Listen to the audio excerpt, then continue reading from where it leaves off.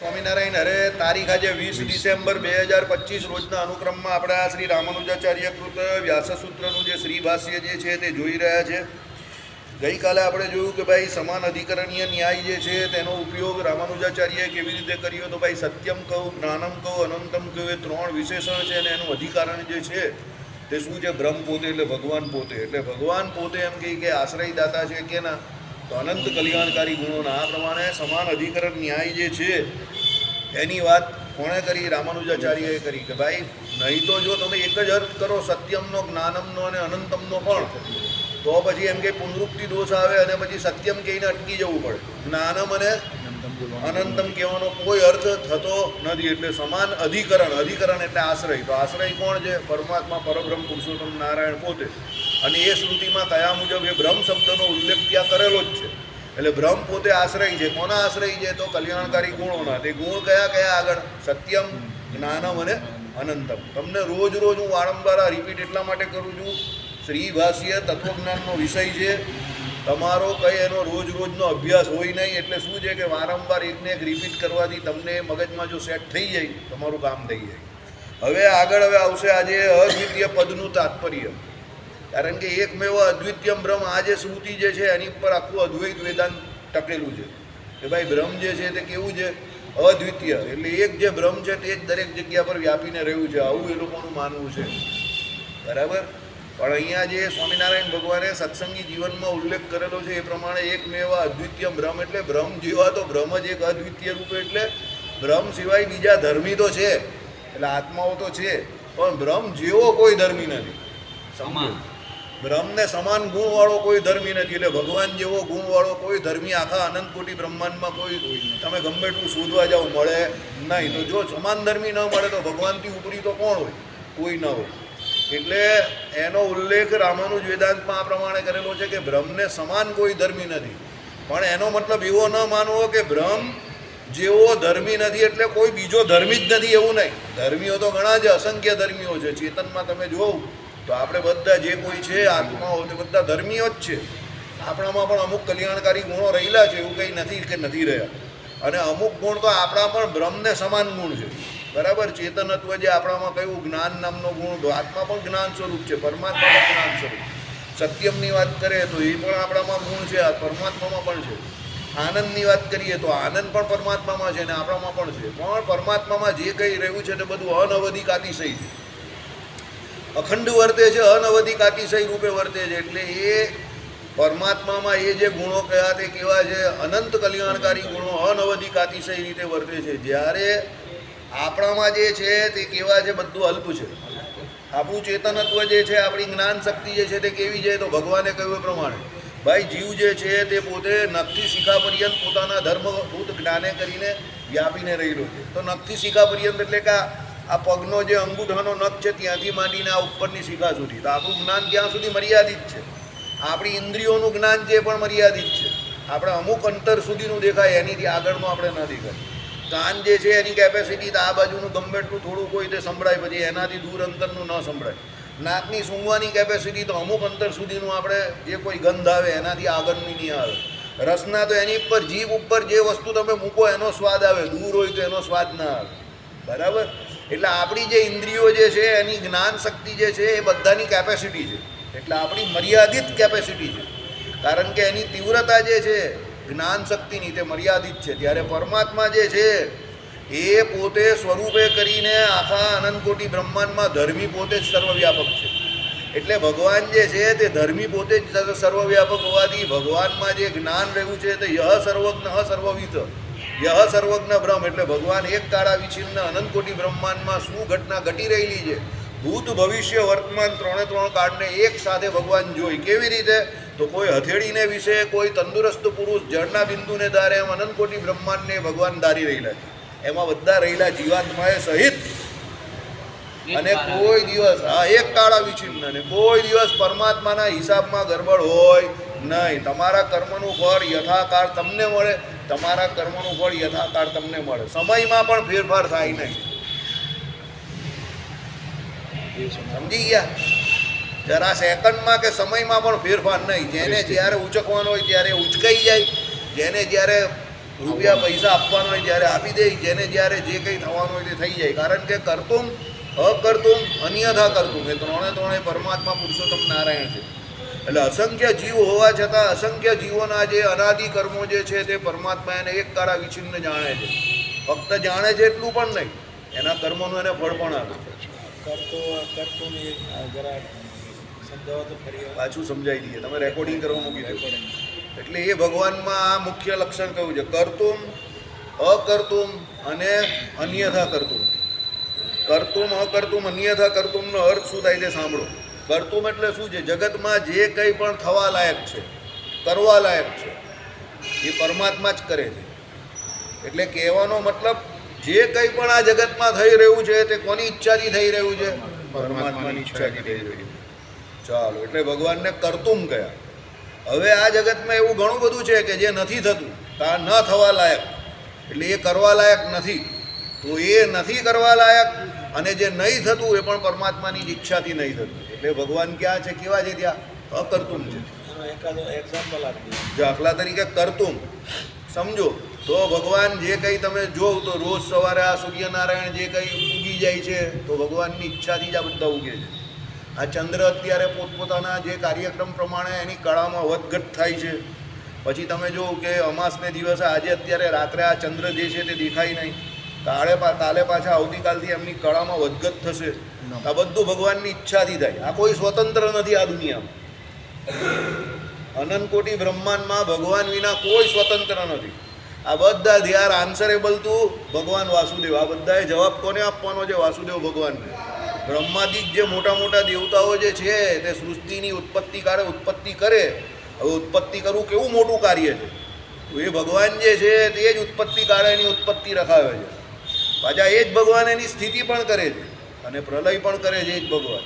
કહેવાનો મતલબ જે કોઈ ઘટના દુનિયામાં ઘટે છે તે કરવાની જે ઘટના જે છે એ ભગવાનના સંકલ્પથી જ થાય છે. એટલે ભગવાનની ઈચ્છાથી થાય છે. એટલે ભગવાન જેવો કોઈ આ દુનિયામાં કરતું નથી. સમજો પેલો કોઈને there is not a single inch or there is not a single person. બરાબર, કોઈ એક માણસ એવો નથી કે કોઈ એક સિંગલ ઇંચ એટલે એક ઇંચ એવી જગ્યા નથી કે જે ભગવાનના અધિકારના ક્ષેત્રમાં ન આવતી હોય. એનું બેસ્ટ ઉદાહરણ મહાભારતમાં જ્યારે બધા વિદ્યાર્થીઓ ભણતા હતા વ્યવસ્થિત, હવે એ લોકોનું ભણતર બરાબર ચાલે જ કે નહીં એ જોવા માટે આચાર્ય દ્રોણે એ લોકોની કસોટી કરવાનું વિચાર્યું અને દરેક વિદ્યાર્થીઓ હતા એ બધાને એક ફળ આપ્યું અને કહ્યું કે આ ફળ જ્યાં કોઈ તમને ન જોતું હોય ત્યાં જઈને આરોગી લેજો. છોકરાઓ તો ખુશ થઈ ગયા કે ગુરુએ આજે પહેલી વખત ફળ આપ્યું, બાકી આ તો તલવારને ભાલાને તીર કાંટા જ આપી એવા ગુરુ છે. પણ હવે આચાર્ય દ્રોણ ટેલેન્ટેડ વ્યક્તિ હતા ને, એટલે એમણે થયું કે આ બધા ક્યાં છે તે જોઈએ તો ખરા. એટલે એમણે એક ફળ આપ્યું અને પછી બધાને કહ્યું કે જાઓ જ્યાં કોઈ ના જોતું હોય ત્યાં જઈને ફળ આરોગીને આવો ને પછી મને કહેજો ક્યાં જઈને ખાધું અને કેમ ત્યાં ખાધું, બેવું કારણ આપજો.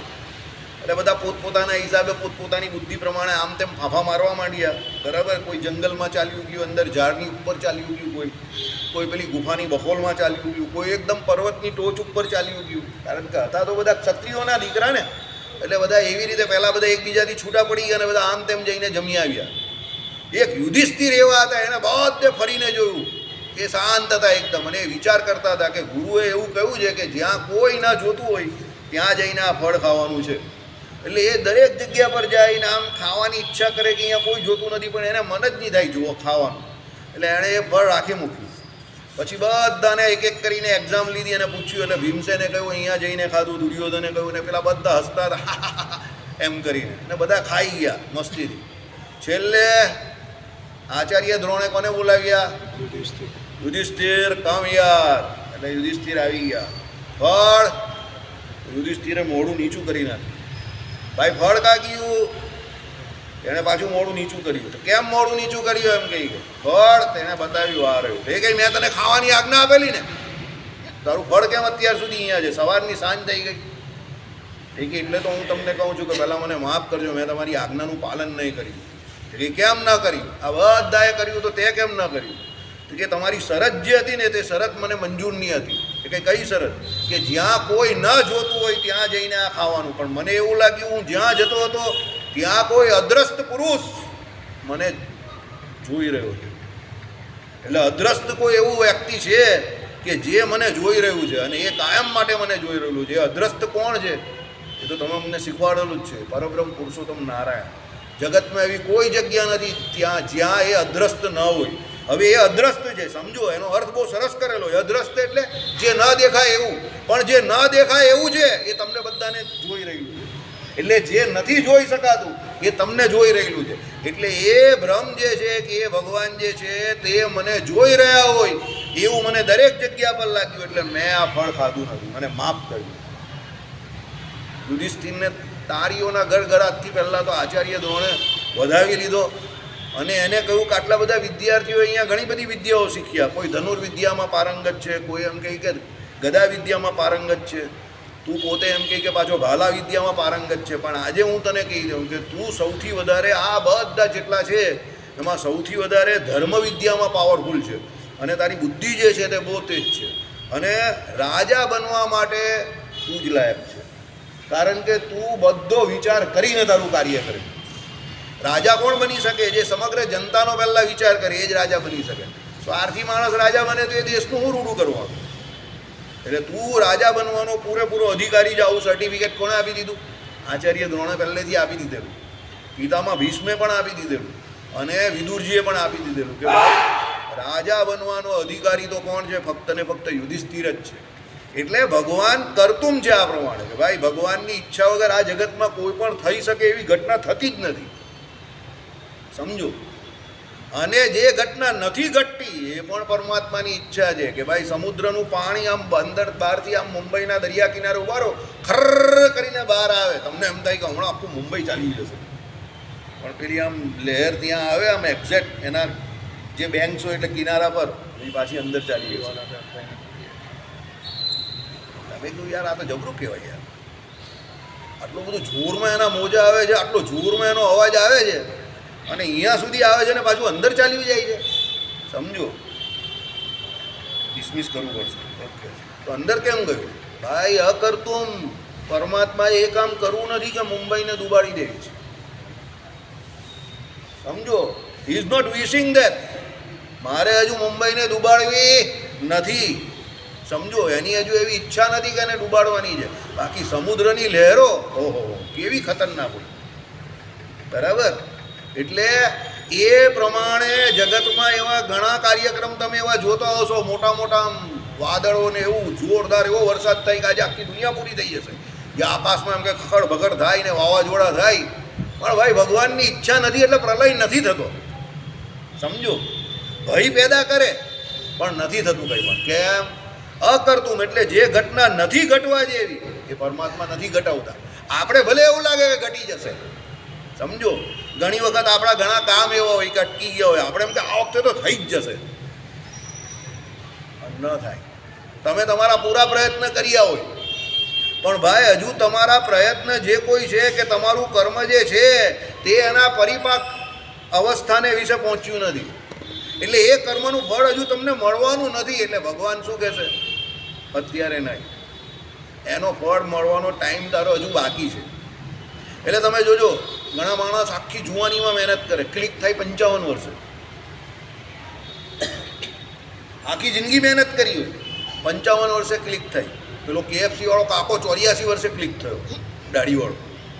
આપણા માટે કંઈ કામનો નથી પણ 84 વર્ષે ક્લિક થયો માણસ. બરાબર. મારા એવા ઘણા ઓળખીતા છે જેના 55-56 વર્ષે કામ ધંધા ચાલુ થયા. સરકારી માણસ હોય તો નોકરી 2 વર્ષ રહીને એને ગવર્મેન્ટ રિટાયર કરી નાખે. પેલો 55 વર્ષે ધંધો ચાલુ થાય. એટલે એવું ન હોય કે આખી જિંદગી ભૂખો મરતો હોય, પણ આખી જિંદગી એનું કામ કેવું લપડ ઝપડ ચાલ્યા કરે. મોટો બ્રેક નહીં મળે એને. સમજો. એટલે કેવું હોય કે ભાઈ ઘરનું વાતાવરણ બધું ચાલ્યા કરે કે ખાના પીના બધું એ, પણ કંઈ બિચારાથી બીજી કંઈ સમૃદ્ધિ ન મળે. 50-55 ઘણાના 60 વર્ષે મકાન થાય. સમજો. એટલે કહેવાનું તાત્પર્ય શું છે? કર્મ જ્યારે એની પરિપાક અવસ્થાને વિશે પહોંચે, જે ફિલ્ડમાં જે ક્ષેત્રમાં તમે મહેનત કરી હોય ત્યારે જ તમને પરમાત્મા એનું ફળ આપે. એટલે જ્યાર સુધી એ નથી આપવાનું, જ્યાં સુધી એ નથી આપવાનું ત્યાં સુધી ભગવાન નથી આપતા. સમજો. એટલે આપણે ઘણી વખત એવું લાગે ભગવાન કંઈ મારી સામે જોતા નથી. ભગવાનનો કોઈ વાંક કોઈ જગ્યા પર કાઢવો નહીં. He is an empire. સમજો. અને જ્યારે પણ તમારા ઘરમાં શું અત્યારે આ જે છોકરી તમારી દીકરી જે MBBSમાં ગઈ તો બીજા આગળના કોઈ વ્યક્તિ MBBSમાં જાય એવા કેલિબરવાળા નહીં હતા? હતા. સમજો, આ એનો જવાબ એકદમ પરફેક્ટ જવાબ. આઈડિયા આવે છે? કેલિબર આપણે આપણા હિસાબે આપણું આંકન કરીએ છીએ. તો આપણું કેલિબર અત્યારે આ કરવાનું હતું ને ન થયું. અરે ભાઈ, એને ભગવાનની ગણતરી તું જો. આપણી ગણતરી તો બધી બહુ છે.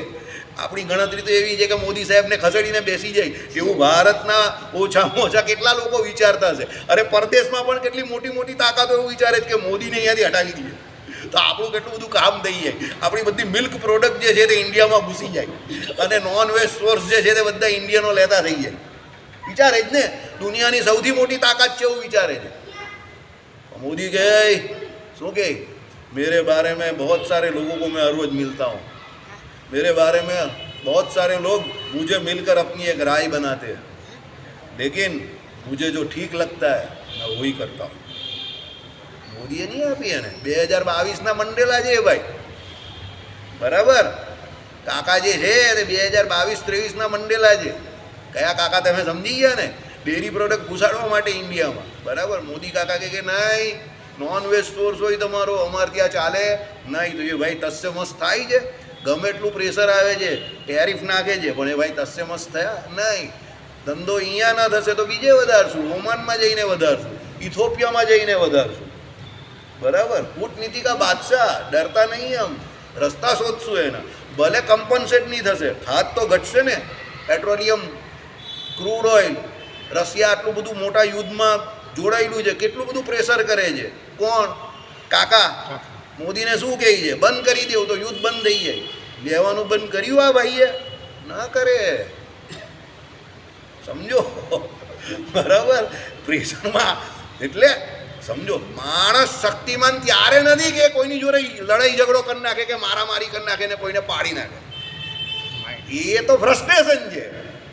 લડિયા વગર પેલો એનું કામ શાંત મગજે કરતો હોય ને, શું કહી મોદી? मेरा खून बहुत गर्म है लेकिन दिमाग, अरे मेरा खून बहुत गर्म है लेकिन दिमाग बहुत ठंडा है. તમારે કામ કરવાનું છે એ વાત બેમત છે, પણ કેવી રીતે કરવું એ ચોઈસ જે તમને મળે છે ને, ત્યાં તમારી બુદ્ધિની ને તમારા ધૈર્યની કસોટી થાય છે. ભગવાન જેટલું ધૈર્ય કોઈનામાં નથી. પેલો અસુર, હે અહીંયા રનિંગ કોમેન્ટ્રી બંધ કરો, શાંતિથી બેસી જાઓ બધા. પેલો હિરણ્યાક્ષ રસાતળમાં આખી પૃથ્વીને લઈને ચાલ્યો ગયો. સમજો, ઓશીકું બનાવીને સૂઈ ગયો. કોનું? પૃથ્વીનું, બરાબર? તો હવે ભગવાન સૃષ્ટિ કરે ક્યાં? હવે એની સલાહ કોણે આપેલી? નારાયણ, નારાયણ. કારણ કે એણે લડવું હતું. હવે ભગવાનને પૃથ્વીજી જે ખરા તે તો ભગવાનના પત્ની થાય. એટલે નારદજીને થયું કે જો તું આ પૃથ્વીને લઈ જશે તો એ એને શોધતા શોધતા તારી પાસે આવશે જ. સમજો, પેલો રસાતળમાં ગયો, ભગવાને વરાનું રૂપ ધારણ કર્યું. બ્રહ્માજીને ખાલી શું આવી? છીક આવી. એમાં તો વરાનું રૂપ ધારણ કરીને ભગવાન આવ્યા અને પેલાને નીચેથી શોધી તો નાખ્યો, એની જોડે યુદ્ધ પણ કર્યું. અને વરા જેવું પ્રાણી જેને આપણે એકદમ ધિક્કારીએ, એની સામે જોવાની વાત નહીં કરીએ, એણે આવડા મોટા અસુરને મારી નાખ્યો. આ ઘટના કોઈ સુવર, આપણે કહીએ સુવર કા બચ્ચા, તો કોઈ સુવરનું એવું કામ છે કે જે હિરણ્યાક્ષ જેવા મોટાને મારી નાખાવા, મોટા અસુરને? પેલા મારી નાખ્યો. કેમ? ભગવાન હતા. સમજો, બરાબર? એટલે હવે જેટલો સમય સુધી હિરણ્યાક્ષ રહ્યો ત્યાં સુધી તો પૃથ્વી પર સાધુ સંતોને બધા હેરાન જ થયા ને. પછી ભગવાન આવ્યા ને. એટલે જ્યારે જે કરવાનું નથી ત્યારે નથી કરતા ભગવાન. સમજો, બીજી એક બહુ સરસ ઘટના, સહસ્ત્ર અર્જુન અને રાવણવાળી. પરશુરામ ભગવાન જ્યારે હતા તો સહસ્ત્ર અર્જુનની કેદની અંદર રાવણ હતો. સહસ્ત્ર અર્જુનની કેદની અંદર કોણ હતો? રાવણ હતો. તો પરશુરામજીએ સહસ્ત્ર અર્જુનની કેદમાંથી રાવણને છોડાવ્યો. તમે કહ્યું યાર આ બધું કેવું આવતી ઘોડ ગડબડ શું છે? કેમ? ભગવાન કહે કે મારો હજુ એક અવતાર બાકી છે આ રાવણને મારવા માટે, એટલે રાવણનું હજુ કામ કરવા દો એને. એનું સમજો, અત્યારે તો સહસ્ત્ર અર્જુનને મારવાનો જ ને, તો પહેલાં સહસ્ત્ર અર્જુનને મારવું. એ ભેળા જ જો સહસ્ત્ર અર્જુન ભેળા જ રાવણને મારી દે તો રામાયણ થતે જ નહીં ને. સમજો, પણ એનો સમય નહીં થયો. તો રાવણને ભગવાને સહસ્ત્ર અર્જુનની કેદમાંથી છોડાવ્યો. કોણે? પરશુરામજી. બરાબર, વિષ્ણુ પુરાણમાં આ કથા છે. એટલે કહેવાનું તાત્પર્ય શું છે? જ્યારે જે નથી કરવાનું એ પણ ભગવાનને ખબર છે કે આ નહીં કરવાનું. સમજો, અમારા ફળિયામાં એક માણસ એવો હતો, તમે કોઈ જગ્યા પર જાઓ ને પેલો બધા આમ જ્યુસ મૂકે ને લાઈન બંધ ઉલગાવડાવીને કરીને બોલે. એટલે આપણે વિચાર કરીએ કે આ ના કેમ બારે છે, પછી એ કહે કે આ પીવાય એવું નથી. આ એટલે નહીં કરવાની એ પણ એને ખબર એમ. બાકી સામાન્ય રીતે આપણે શું હોય તો પેલો મૂકે એટલે આ મંડી જ પડે કે ચાલો ભાઈ, પણ એ ના પાડે ભાઈ પીવા લાયક નથી એમ. સમજી જાઓ કેમ? નહીં શું કરવાનું એ પણ ખબર હોવી જોઈએ તમને. એ ભગવાન જેવી કોઈને ખબર નથી. એટલે અકર્તુમ પણ એ પરમાત્મા છે. હવે અન્યથા કરતું, અઘટિત ઘટના સામર્થ્ય જે આવે તો અન્યથા કરતુમમાં આવે. ભાઈ બહુ મોટો દુકાળ પડ્યો અને એવી ઘટનાઓ ઘટી ગઈ, બિચારા લક્ષાવિધિ માણસો ગયા, મોટું યુદ્ધ થયું, બરાબર, અને યુદ્ધને વિશે ઘણા બધા લોકો ખપી ગયા. કોરોના જેવો કઠણ કાળ આવ્યો અને ઘણા બધા લોકો ખપી ગયા. એટલે અન્યથા કરતું પણ આ પણ પરમાત્માનું જ છે કે ભાઈ જે કોઈ ચિત્ર વિચિત્ર ઘટનાઓ ઘટે છે આ દુનિયામાં, જે આપણા માટે જરા પણ સ્વીકાર્ય નથી, એ પણ એ પરમાત્મા જ કરે. અન્યથા એટલે સામાન્ય ઘટના જે નથી તે આપણે જે કહીએ ને અન્યથા જ્ઞાન, જેને અજ્ઞાનમાં કહ્યું છે ને વિપરીત જ્ઞાન, જેને અજ્ઞાનમાં કહ્યું છે ને, એટલે અન્યથા એટલે શું છે? આખું જુદું. જે હવે દાખલા તરીકે કોરોના જેવી બીમારી આવશે ને આખું દુનિયા આખું વર્લ્ડ બંધ થઈ જાય, એવું કોઈ આ કોમ્પ્યુટરના યુગમાં કોઈ વિચારી શકતો હતો? 2017-18માં કોઈ એવું કહેતું હોય, પેલા એક સાધુએ તો આગાહી કરેલી આખી દુનિયા બંધ થઈ જશે. લોકો હસતા તો હું ગાંડા જેવી વાત કરે, આખી દુનિયા થોડી બંધ થાય. પણ પોસિબલ થયું ને, એ થઈ ગઈ ને ઘટના. આ ભગવાનનું અન્યથા કરતું કહું કે જે કામ કોઈ બીજો કરી જ ન શકે, ઇવન વિચારી પણ ન શકે. અન્યથાનો શું meaning કીધો? અન્યથાનો અર્થ અઘટિત ઘટના. અઘટિત. એટલી અઘટિત એટલે કેવી કે જે ઘટના ઘટી શકે એવી જ ન હોય. આટલું નાનું, અરે વાયરસનું વજન કેવું, માઇક્રોગ્રામની પણ અંદર. આખી દુનિયાના બધા કોરોના વાયરસ ભેગા કરે તો એનું વજન કેટલું થાય? પણ એમાં અરે પણ એમાં કેટલા માણસ મરી ગયા જોવું તો ખરા તમે. હવે કેટલો નાનો વાયરસ ને આપણું બોડી, જનરલ બોડી કહીએ તો આવા તારું કેટલું વજન ભાઈ? 48-50 કિલો તો આ છે, બરાબર છે. હવે અમારા જેવાની તો વાત જ નહીં કરો, બરાબર. 80-90 કિલોના માણસોને પાડી નાખ્યા એક આટલા નાના વાયરસે. એનું માઇક્રોગ્રામ વજન નથી. તો માઇક્રોગ્રામ શું આવે તે તમને યાદ છે ત્યાં સુધી જે 4 લાખ ગણું મોટું બતાવે ને એવું માઇક્રોસ્કોપ હોય ને એમાં વાયરસ ડિટેક્ટ થતો હતો, એમાં ડિટેક્ટ થતો હતો. 4 લાખ ગણું બતાવે. હા, માઇક્રોસ્કોપ. હા, એટલે એની જે જેટલી એની સાઇઝ હોય એનાથી 4 લાખ ગણી સાઇઝ હોય એવું એનું ડિટેક્શન અંદર થઈ શકે એવો એનો કાચ પેલો. એવું માઇક્રોસ્કોપ. હા, એવું એનો કાચ પેલો એમાં એને જોઈ શકાય. એમાં બાકી ના જોઈ. હવે કેટલો નાનો, બેક્ટેરિયા કરતા વાયરસ બહુ નાનો વાયરસ. હવે એ આખી દુનિયાના જેટલા પણ વાયરસ હતા એ તમે ભેગા કરો તો એનું વજન કંઈ જ નહીં થાય. ગ્રામમાં એનો આવે. હા, અને મિલીગ્રામમાં આવે. મિલીગ્રામ ને એણે કેટલા બધા માણસોને મારી નાખ્યા. વિચાર તો કરો. આ અન્યથા કરતું કોણ? આ અન્યથા કરતું કે એ કેટલો ઝીણો વાયરસ કે આખા માણસની સિસ્ટમ, બધી ઓર્ગન્સને સિસ્ટમને બધું ફેલ કરી નાખે અને માણસ આખો 15 દિવસમાં નવરો થઈ જાય ને મરી જાય. તમે વિચાર કરો કે જેના નખમાં રોગ નહીં હોય અને કેટલા માણસ મરી ગયા. આ અન્યથા કરતું કોણ? પરમાત્મા.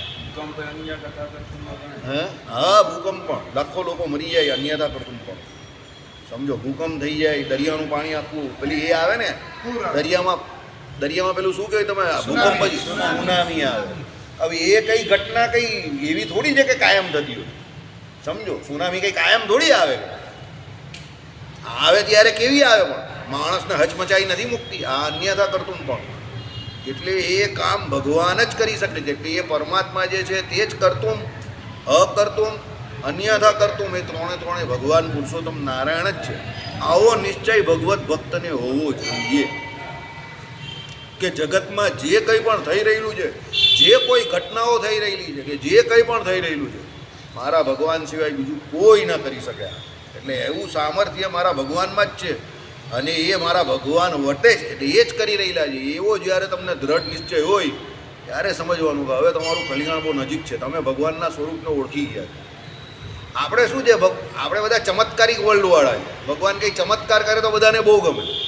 ભગવાનના દિવ્ય ચરિત્રને વિશે તો બધા હા હા આવું એવું કરે, પણ ભગવાન જ્યારે આવા ચરિત્ર કરે ત્યારે એક્સેપ્ટ કરવા, એને સ્વીકૃતિ આપવી અઘરી પડી જાય માય ડિયર. પણ એ ભગવાન છે. તમે વિચાર કરો, આટલી મોટી સોનાની દ્વારકા બનાવી અને 7 દિવસ પછી ડૂબાડી દેવાના હતા. કોને બોલાવ્યા એમણે? પહેલાં એમના મિત્રને, ઉદ્ધવજીને. ઉદ્ધવ કમ યાર, અને તું આ જગ્યા છોડીને ક્યાં ચાલ્યો જા, નીકળી જા. તો કે કેમ? બસ ઇતિહાસ મત પૂછો. પછી તને એમ કહે કે કોણ મળશે? મૈત્રેય ઋષિ મળશે, વિદુરજી મળશે. એને તારે શું કરવાનું છે? મેં તને જે એકાદશ સ્કંદમાં મારા સ્વરૂપનું જ્ઞાન આપ્યું તે તારે કોને આપવાનું છે? વિદુરજીને આપવાનું છે, મૈત્રેય ઋષિને આપવાનું છે. આવું કોણે કહ્યું? શ્રી કૃષ્ણ ભગવાને કહ્યું. સમજો, ઉદ્ધવની આંખમાં જર્જરી આવી, ચાલ્યો જા. તો ઉદ્ધવ કહે કે આ બધા તમારા યદુવંશીઓના આખું આ તમારું ખોટું. અને કહ્યું ને, બોલા જાઓ, નીકળી જાય અહીંયાથી. બસ 7 દિવસમાં દ્વારકા ડૂબી જવાની છે. તે કે તમે મારી ચિંતા નહીં કરે એટલે તો તને મેં મારા સ્વરૂપનું જ્ઞાન આપી દીધું. સમજો, ઉદ્ધવ બિચારા આમ આંખમાં આંસુ લઈને નીકળી ગયા ત્યાંથી. અને 7 દિવસ પછી જે ભગવાને કહેલું એ જ ઘટના ઘટી. આખી સોનાની દ્વારકા ડૂબી ગઈ. પેલા બધા તો અંદર અંદર લડીને મરી ગયા.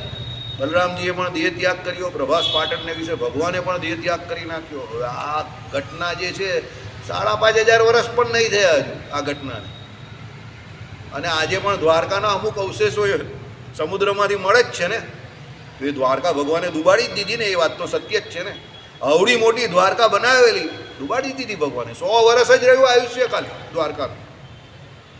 દ્વારકાનું આયુષ્ય ખાલી 100 વર્ષ રહ્યું.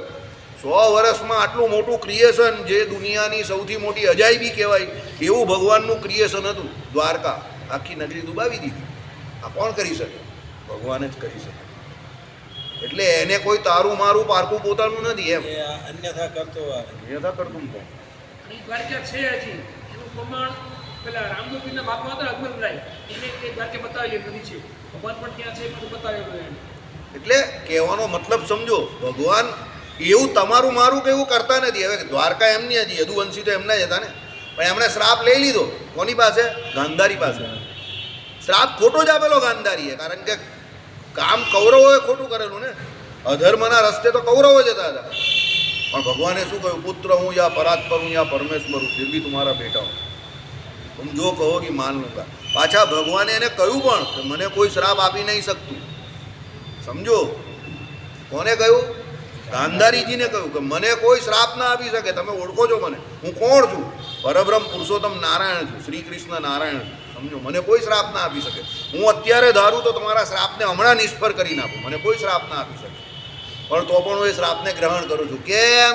ભગવાને એનું મિસ બનાવવું હતું. શું? કે પેલા યદુવંશીઓ જે છે તે મારા પછી એ લોકોને પણ, કારણ કે ભગવાન જે દ્વારિકા અને જે રાજપાટ મૂકીને ગયેલા, એ રાજપાટ ભોગવવા વાળા જે અધિકારી વ્યક્તિઓ તરીકેની જો ઓળખાણ થાય તો એમાં એ યદુવંશીઓ ન હતા. એના અધિકારી નહીં હતા. અધિકારી ન હતા એટલે સમજ્યા ને, લક્ષણે કરી લાયક ન હતા. એટલે ભગવાનને તો મારા પછી આ યદુવંશીઓ જે છે ને એ જ બધા ફાટી જશે. એટલે મારે આ લોકોને પણ પૂરા કરી જ નાખવા પડશે. એટલે 56 કોટી હતા, 56 કોટી પૂરા કરી નાખ્યા બધાને ભગવાને, કરોડને. મહારાજે કહ્યું છે ને કે ભાઈ એ 56 કરોડ યાદવમાંથી કોણ ભગવાનને ભગવાન માનતા હતા? તો બહુ ઓછા હતા. ભગવાને પૂરા કરી નાખ્યા, બધાને પૂરા કરી નાખ્યા. આ કામ ભગવાન જ કરી શકે. એટલા માટે તો હું તમને કહું છું કે ભાઈ ઘણા લોકો એવું કહે કે ભાઈ શ્રીજી મહારાજે એમ કહે કે છેલ્લે પેલું જે હોળીનું નાળિયેર હતું તે એના ઘરે જ નાખ્યું અને ધર્મકુંડને વિશે જેમ કહે કે શું આચાર્ય પદની સ્થાપના કરી. અરે ભાઈ તમે ભગવાનને તો ભગવાન જ નહીં માનતા ને. એ કોમેન્ટ્રી બંધ કરો. કેટલી વાર કહ્યું? રનિંગ કોમેન્ટ્રી બંધ કરો. સમજો, જો તમે ભગવાનને ભગવાન માનતા હો તો ભગવાનના ચરિત્રને વિશે આવો દોષ પરખો. એટલે લોકો આવું કહે, પાછા આપણા જ સંપ્રદાયના.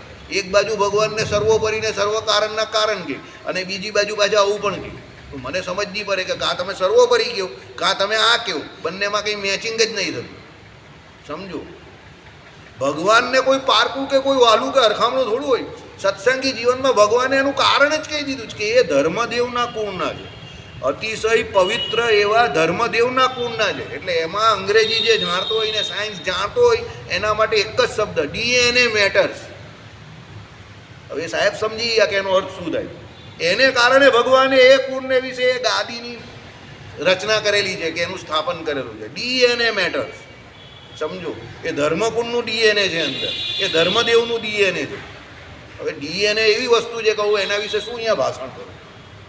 અને એ એના લક્ષણ બતાવે છે એ આપણે પણ જોઈએ છે, અત્યારે પણ જોઈએ છે કે ભગવાનનું DNA છે એ ધર્મકુળનું છે. પણ ભગવાને એમ નહીં, એટલે ધર્મકુળના વ્યક્તિઓ એના કુટુંબના છે એટલે નથી કર્યું. લોકો એને એવી રીતે બોલે છે કે ભગવાને પણ એના કુટુંબના એટલે ત્યાં નારિયેળ ફોડ્યું ને એમ, સમજો. પણ એના કુટુંબના છે એટલે નહીં. As they are related with DNA of ધર્મકુળ એટલે ધર્મદેવજી, that's why he has done that.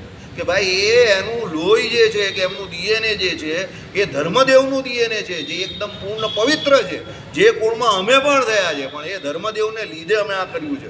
રઘુકુળની વાત જેમ આપણે કરેલી એ પ્રમાણે કે જે કુળમાં રઘુ નામના આટલા મોટા રાજા થઈ ગયા તો એના નામથી એ રઘુકુળની ઓળખાણ થાય. રામજીનું નામ રાઘવ એ રઘુકુળના હિસાબે એટલે રઘુ રાજાને લીધે હતું કે રઘુ રાજા એટલા મહાન હતા, એવા મહાન પ્રતાપી અને ધાર્મિક રાજા હતા. એમ એ ધર્મદેવને લઈને ભગવાને એ કુળને વિશે એ ગાદીની સ્થાપના કરી. એટલે નહીં કે એના કુટુંબના વ્યક્તિ હતા. હવે લોકોને ભગવાનનો નિશ્ચય જ કાંઈ નિશ્ચય હોય તો પછી ભગવાનની આવી મોટી મોટી આજ્ઞા કા લોકો, સમજો. ના આવો ભગવાન પર આક્ષેપ પણ ન કરે. તમે ભગવાન પર આક્ષેપ કરો છો એટલે એનો મતલબ એવો થયો તમે આખા સંપ્રદાય પર, તમારી જાત ઉપર તમને ભગવાનનો નિશ્ચય જ નથી તો જ તમે આક્ષેપ કરો. તમે જ્યારે એમ કહો ને કે ભગવાને આ બરાબર ન કર્યું એટલે સમજી લો તમને ભગવાનનો નિશ્ચય નથી. ભગવાન એવું કંઈ કરે જ નહીં કે જે બરાબર ન હોય. પેલી તરબૂચવાળી વાત તમને નહીં ખબર? આપણે ઘણી વખત કરી, યાદ છે દીપક? તરબૂચવાળી નહીં ખબર? એક ગુરુને ચેલો બંને જતા હતા, બરાબર? તો તરબૂચના વેલા જોયા એ લોકો. બોલો ચેલો કઈ ગુરુને કે આ તરબૂચના અહીંયા વેલા છે એના કરતાં મોટા મોટા ઝાડ હોય ને આમ લટકતા તરબૂચ હોય તો કેવા મસ્ત દેખાય. આમ મોટા મોટા લટકતા તરબૂચ હોય તો કેટલા સરસ દેખાય. ગુરુ કહે ના એના વેલા જ બરાબર. અરે ગુરુ એમ કહે કે તમે યાર જૂના જમાનાના માણસ, એમ કહે જોઉં તમે આ નીચે વેલા એટલા સરસ દેખાય તો મોટા મોટા એમ કહે કે તરબૂચ ઝાડ ઉપર લટકતા હોય કેટલા સરસ દેખાય. ગુરુ કહે ભાઈ ભગવાને બનાવેલું જ તો બધું બરાબર જ હોય, એના વેલા જ બરાબર છે. પેલો ન માન્યો. ગુરુની બધી દલીલ પેલો ચેલો ના જ પાડે ભાઈ. ગુરુ કહે ચાલો, નહીં માનતો તો આગળ ચાલો. આગળ ગયા તો એક આંબાનું ઝાડ આવ્યું. ત્યાં એમ કહે કે ચાલો હવે વિશ્રામ કરીએ અહીંયા. ત્યાં વિશ્રામ કરવા બેઠા એટલે ચેલાની રાજાપુરી કેરી સીધી પેલાના માથા પર પડી. બરાબર? હવે ચેલાની રાજાપુરી કેરી જે એની પૂછતા, કારણ કે એનો બહુ મોટો ઇતિહાસ છે, તમે બધા બેભાન થઈ જશો, બરાબર? એટલે એ રાજાપુરી કેરી જેવી પડી તો પેલો ચેલો બિચારો અહીંયા વાગી એટલે બેભાન થઈ ગયો. પછી અડધો એક કલાકે ઊભો થયો. શું થયું ગુરુ? કંઈ નહીં, એમ કે ઉપરથી કેરી પડી. એ કે કેરી પડી તો એમાં હું બેભાન થઈ ગયો. તે હા એમ કહી ગયા તારા સવાલનો જવાબ તને મળ્યો? તે કે ના નહીં મળ્યો. અત્યારે તરબૂચ પડ્યું હતું તો પેલો કહે કે જય સિયારામ. બસ એટલે તરબૂચ નથી ને ભગવાને ત્યાં મૂક્યું તે બરાબર છે કે નહીં? હવે કેમ છે? ગુરુએ શું કીધું? કેમ છે? હા, હવે પેલા ચેલાની રાજાપુરી કેરી વાળો જવાબ. અમે એક જગ્યા પર અહીંયાથી કાશી બનારસ જતા હતા તો ટ્રેનમાં બેઠા. હવે બધા જમવાનું જે ભાત હોય તો બધા કાઢે ને, તો સામે એક એમ શેરવો બેઠેલો હતો. એ બધું એટલું બધું ખાવાનું કાઢ્યું અમારી સામે ખાય, તુમ લોગ કુછ ખાતે નહીં હો, એસા હે વૈસા હે ફલાણા ઢીમકા, બરાબર? એટલે અમે ચેલાને કીધું ચેલા ચાલ તો બેટિંગ ચાલુ કરતો. એટલે ચેલાએ અંદરથી 3 રાજાપુરી કેરી કાઢી, ફચાફચ કાઢીને ખાઈ ગયો. પેલો કે યા અલ્લાહ કેસા બચ્ચા હે. ચેલો 3 રાજાપુરી કેરી જ ખાઈ ગયો પહેલાં. પેલો કહે કે અભી તો તું ખા લીએ ને? નહીં, અભી તો નાસ્તા ક્યાં શરૂઆત થી. પછી ચેલાએ અંદરથી ડબ્બા કાઢ્યા.